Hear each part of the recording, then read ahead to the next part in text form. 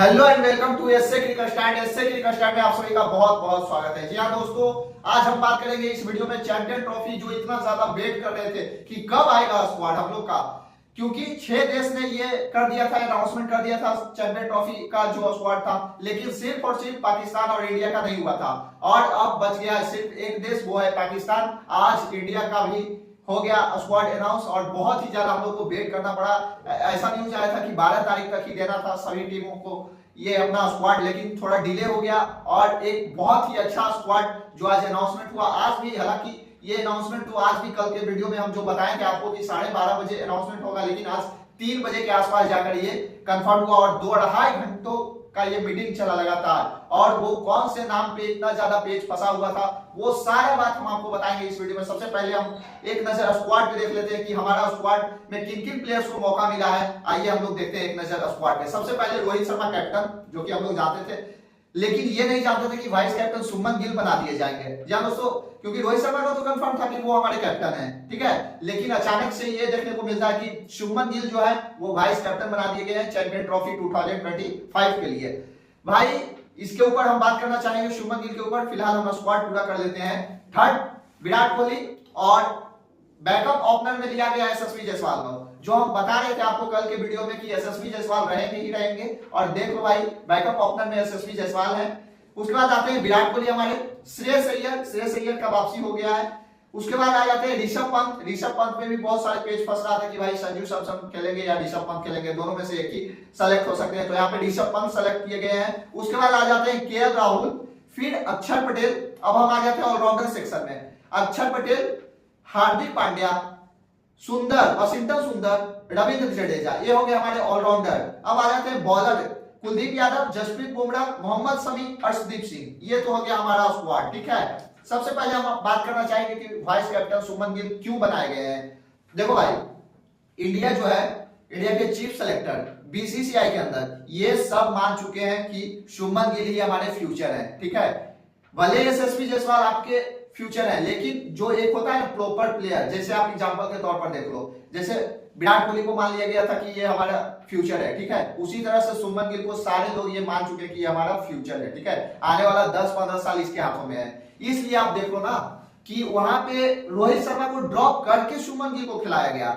एक मैच में जब ड्रॉप हो गए शुभमन गिल, पूरा हड़कंप मच गया था कि भाई कैसे आप इसको मतलब कर सकते हो, इसका भी तो, रोहित शर्मा का भी तो परफॉर्मेंस नहीं अच्छा है, तो शुभमन गिल को फिर क्यों ड्रॉप करे, ये तो और यंगस्टर है, ये और सीखने को मिलेगा।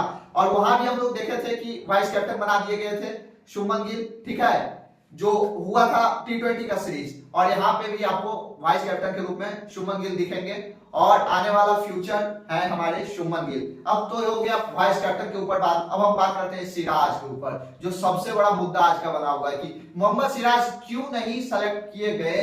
भाई मोहम्मद सिराज को बाहर कर दिया गया है टीम से, रेस्ट नहीं दिया गया, ठीक है। ये जो चल रहा था ना, हम तो उसी समय समझ गए थे। देखो भाई, कोई बंदा, आप सिंपल समझो, विराट कोहली इतने सालों से खेल रहे हैं, ठीक है, लगातार वो खेल रहे हैं, कभी ऐसा हुआ कि अरे भाई विराट कोहली इतना मैच खेल गया, उनको थोड़ा रेस्ट दो, ऐसा कभी हम लोग देखने को मिला है? कभी नहीं।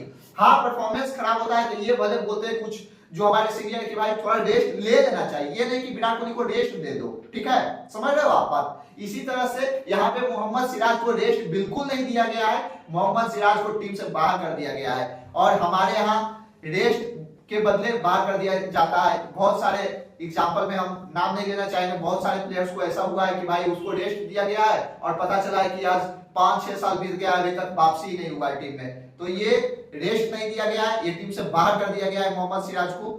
और वजह वही रहा कि थोड़ा विकेट जो उनका, पहले हम देख रहे थे कि जो आगे का आके 4 ओवर उसमें विकेट निकालते थे, इधर कुछ पिछले साल से गड़बड़ चल रहा था। 2024 में वैसा कुछ देखने को मिला नहीं कि नई गेंद से विकेट निकालते हुए हमें ज्यादातर दिखे मोहम्मद सिराज, ये सब भी रीजन रहा होगा। और वहां भी ज्यादा विकेट, जिस तरह से बुमराह ने 32 विकेट प्लस निकाल दिया था, वहां सिराज का भी थोड़ा रहा था, ये सब बात रही होगी जिस वजह से मोहम्मद सिराज को नहीं ले जाया गया और सेलेक्ट नहीं किया गया इस स्क्वाड में।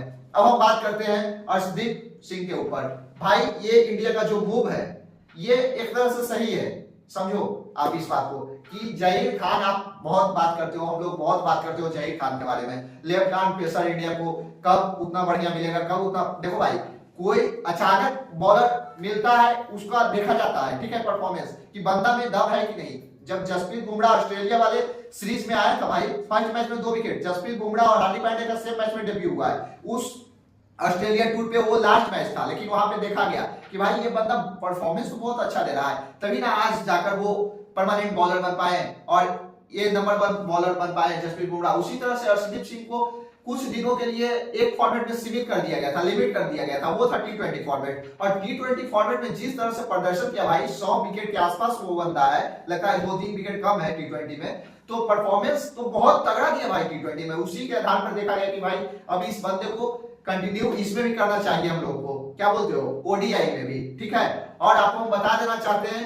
कि एक जो खबर आ रहा है पेसर बॉलर को ही लेकर कि अगर जसप्रीत बुमराह ओडीआई सीरीज जो होना है इंग्लैंड के विरुद्ध उसमें अवेलेबल नहीं रहते हैं तो वहां पे नीतीश राणा को खिलाया जाएगा। सोचो कितना बड़ा मूव है, मतलब सिराज को बाहर करके नीतीश राणा को जगह दे दिया जाएगा।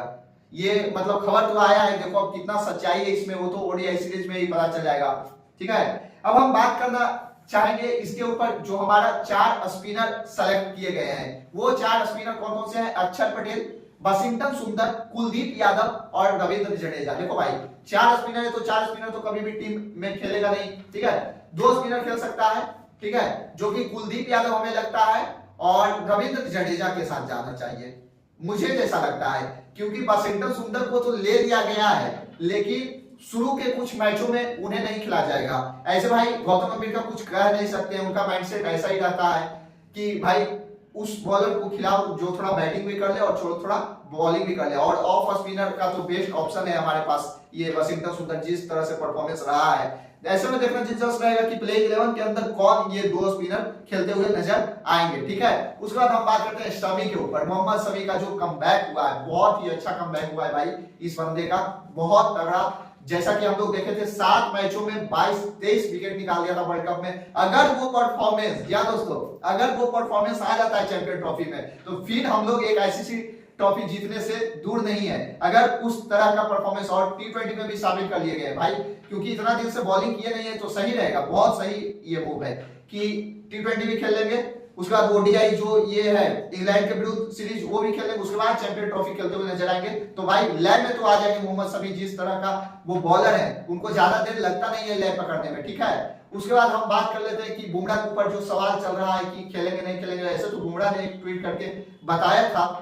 देखो भाई वो मुझे नहीं लगता है कि इंग्लैंड के विरुद्ध खेलते हुए नजर आएंगे, लेकिन चैंपियन ट्रॉफी में आपको जरूर दिखेंगे।